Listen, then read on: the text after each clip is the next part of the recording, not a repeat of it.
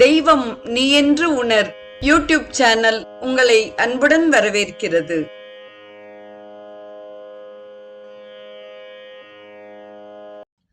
அன்பு உள்ளங்கள் அனைவருக்கும் உற்சாகமான இனிய சுபதின வணக்கம். இன்றைய ஸ்ரீ கௌமாரம் நிகழ்வில் சுவாமிமலை நவரத்தின மாலையில் முதல் பாடலின் நிறைவு பகுதிக்கான விளக்கத்தை நாம் காண இருக்கிறோம். முதல் பாடலில் வரும் பொன்னரங்கு ஆக உரைமார்பன் சகோதரி என்கிறார். முருகனின் தாயான உமையன்னையின் பெருமைகளை முதலில் பேசுகிறார்.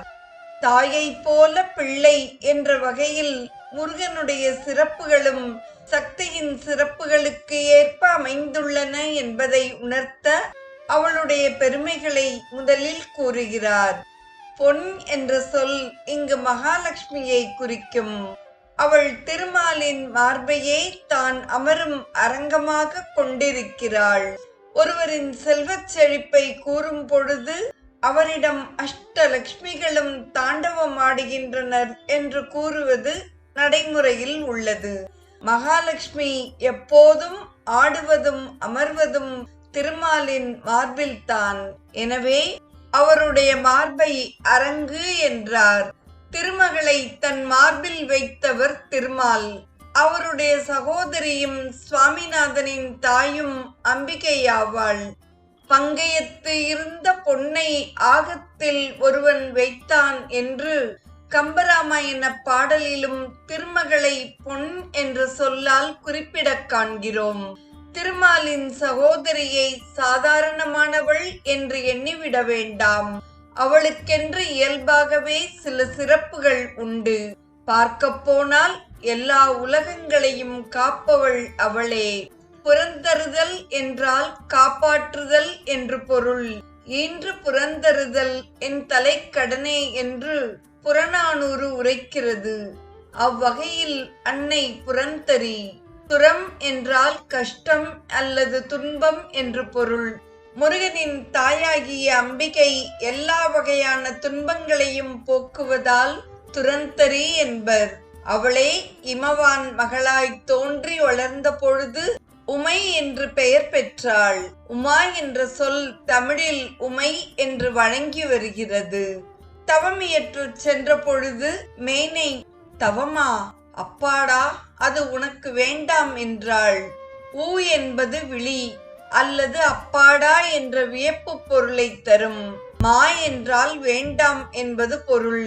தவமா உனக்கு வேண்டாம் என்று பெற்றோர் தடுத்தும் 5 வயதில் தவம் புரிய சென்றால் உமை. மகனும் பாலசுப்பிரமணியனாகவே பழனியை நாடி தவமியற்ற வந்து விட்டான்.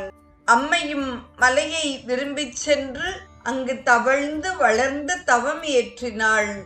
மகன் முருகனும் மலையை தன்னுடைய இருப்பிடமாக கொண்டு குறிஞ்சி கிழவனாகிவிட்டான். சிவப்பிரணவம் அக்கர உக்கர மகரம் என்ற வரிசையில் அமைந்துள்ளது.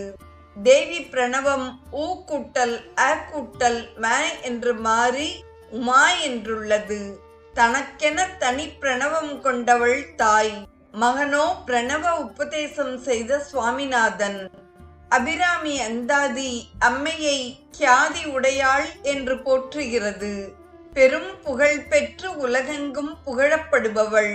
ஆதலால் பூமி புகழ் வாமி என்று நவரத்தின மாலை போற்றுகிறது. இடப்பாகத்தில் இருப்பவள் என்ற பொருளிலும் அழகானவள் என்ற பொருளிலும் அம்பிகையை வாமி என்றார். இப்பெயர் திருமந்திரம் மற்றும் திருப்புகழில் அடிக்கடி பயின்று வரும் பெயராகும். அம்பிகை பூமி புகழ் வாமி, அதாவது உலகோர் புகழும் அழகி. அவளுடைய குமாரனும் அழகனாகத்தானே இருக்க வேண்டும். அழகன் என்றே பொருள்படும் முருகன் என்ற பெயரை பெற்ற மகன் பூமி புகழ் வாமியின் மகன். பெரும் பெயர் முருகன் என்று நக்கீரனால் புகழப்பட்டவன். அந்த வாமி அபிராமி என்ற பெயரிலும் பூமியில் பெயரும் புகழும் பெற்று விளங்குகிறாள். காலனை உதைத்த திருவடி அபிராமியின் உடையது. காதனியால் நிலவை காட்டிய பெருமை அவளுடையது. அருளின் அழகாலும் திருமேனி அழகாலும் அனைவரையும் கவர்ந்திழுக்கும் காரணத்தால் அவளை அபிராமி என்றனர். உமை சிவனை விரும்புபவளாக, சிவனால் விரும்பப்படுபவளாக இருப்பதால் சிவகாம சுந்தரி என்றும் பெயர் பெற்றாள். இது போன்ற எண்ணிலா நாமங்களை பெற்று விளங்கும் தேவியின் அருட்புதல்வன்தான் பொன்னேரக பதியில் வாழும் சுவாமிநாதன் என்கிறார். குருநாதர்களுக்கு எல்லாம் மேலான குருநாதனாக இருப்பதாலும் பரமான அவனே குருநாதனாக வருவதாலும் அவனே இறைவனாக இருப்பதாலும் குருபர சுவாமி என்று அழைக்கிறார். சுவாமிநாதனின் திருக்கோவிலை அடைந்து அவன் சந்நிதியில் மனமுருக வேண்டும் அடியவருக்கு எல்லா வகையான செல்வங்களையும் அருள்கிறாள். ஆதலால் நின் சந்நிதி அடைந்தவர்க்கு எந்நிதியும் உதவும் தயாநிதி என்றார். அதாவது அவனே கருணையாகிய நிதியின் வடிவம். அருட்செல்வம் பொருட்செல்வம் எது வேண்டினும் தரவல்லவன் என்பதால் எந்நிதியமும் என்றார்.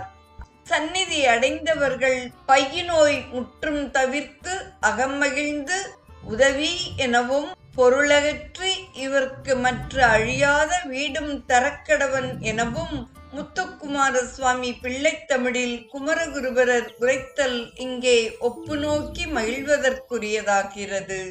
பொருள் படைத்தவரை நிதிபதி என்பது போல் அருளையே தன்னுடைய செல்வமாக கொண்டிருக்கும் முருகன் கிருபா நிதிபதி ஆகிறான்.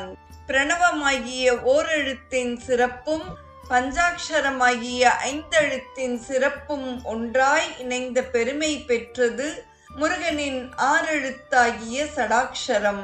ஷட்கூட்டல் அக்ஷரம், அதாவது சரவணபவா என்ற ஆறெழுத்து மந்திரத்தை தனது மந்திரமாக கொண்ட முருகனை சடாட்சர என்று அழைக்கிறார். அடியார் முறையிடும் தருணத்தில் இறைவன் அருள வேண்டியது முறையாகும்.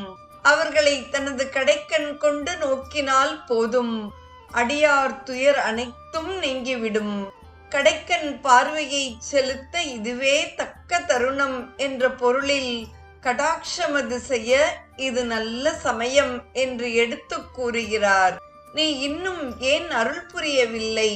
உலகம் உயிர்கள் ஆகிய எல்லா தத்துவங்களிலும் யாண்டுமாய் எல்லாமாய் விரவி நிற்கும் நீ என்னுள்ளும் இருக்கிறாய். ஆனாலும் என் உள்மெலிவை நீ ஏன் அறியவில்லை என்று வினவுகிறார். வெளியில் எவ்வளவுதான் வீரம் பேசினாலும் தனக்கு துன்பம் வந்த பொழுது இறைவனிடம் உள்மெலிவை உரைப்பது மானுடர் இயல்பாக அமைகிறது. அதனை நினைவுபடுத்துகிறது சுவாமிமலை நவரத்தின மாலை. நமது உள்மெலிவை அறிந்த முருகப்பெருமான் தான் உண்மையில் வீரம் பேசத் தகுந்த ஆண் பிள்ளை. என்னால் என் குறைகளை போக்கிக் கொள்ள, துயரங்களை விலக்கிக் கொள்ள இயலாது.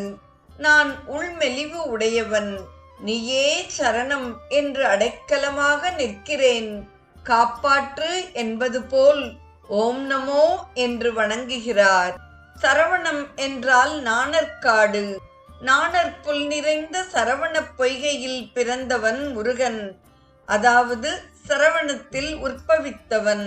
எனவே அவனை சரவணோர் பவகுமர என்று அழைக்கிறார். நாணற்புல்லால் ஆன தருப்பையை வேதமாக கருதுவது மரபு. முருகன் சரவணத்தில் தோன்றி வளர்ந்தான் என்றால் இறைவனின் இருப்பிடம் மறைகளே என்பதே கருத்து. சரவணத்தில் உருவெடுத்ததால் வேதமானவன் என்கிறார் தற்கால கவிஞர். குமரா, முருகா, நீதான் என் முயற்சியை வெற்றிகரமாக முடித்து தர வேண்டும். மன உறுதி குறையாது நினைத்ததை முடித்திட நீதான் துணை புரிய வேண்டும். எனது விருப்பங்கள் இனிதே நிறைவேற உனது இச்சா சக்தியான வள்ளி நாச்சியாரையும் போற்றுகிறேன் என்பது போல மன்னூறு சொன்ன மொழி கண்ணல் எழில் மின்னரசி வள்ளி என்கிறார். மன்னும் ஒரு சொர்ணம், மொழி கண்ணல், எழில் மின்னரசி என்று பிரித்து பொருள் கொள்ள வேண்டும். அதாவது வள்ளியின் திருவுரு சொர்ணம் என்ற பொன் போல் இருக்கிறது. அவள் பேச்சு கண்ணல் என்ற கரும்பு போல் உள்ளது. ஒளிமிக்க அழகில் அவள் மின்னல் அழகியாக விளங்குகிறாள். மின்னே அணையாள் என்று கந்தபுராணமும் உரைக்கிறது. ஒளியும் எழிலும் மொழியும் உடைய வள்ளியின் மணவாளலான முருகா, உனக்கே சரணம், உனக்கே அடைக்கலம் என்று இப்பாடலை நிறைவு செய்கிறார். என் நிதியமும் தரும் இயல்பும் திருமகளை மார்பில் வைத்தவன் சகோதரியின் மகனான சிறப்பும் கொண்ட முருகனை புகழும் இப்பாடலை பாராயணம் செய்வோர் குறைவற்ற செல்வம் எய்துவர் என்பது திண்ணம். இப்பாடலில் முருகன் மரகதக் கொடியின் மைந்தனாக போற்றப்படுகிறார். எனவே நவரத்தினங்களில் முதலில் இடம்பெறுவது மரகதக் கொடியாக அமைகிறது. நாளைய நிகழ்வில் கோமேதகமே குறையகற்று என்ற 2ஆம் பாடலையும் அதற்கான பொருளையும் நாம் சிந்திப்போம். இன்றைய ஸ்ரீ கௌமாரம் நிகழ்வில் சுவாமிமலை நவரத்தின மாலையில் முதல் பாடலின் நிறைவு பகுதியின் விளக்கத்தை செவிமடுத்த அத்துணை நல்ல உள்ளங்களுக்கும் நெஞ்சார்ந்த நன்றி. மீண்டும் நாளைய நிகழ்வில் இணைவோம். தெய்வம் நீ என்று உணர் யூடியூப் சேனலை கேட்டு மகிழ்ந்த நீங்கள் உங்கள் நட்பு வட்டத்திற்கும் பகிர்ந்து தொடர்ந்து உங்களது நல்ல ஆதரவினை சப்ஸ்கிரைப் செய்து வழங்குமாறு அன்புடன் வேண்டுவது உங்கள் அன்பின் விசாலம்.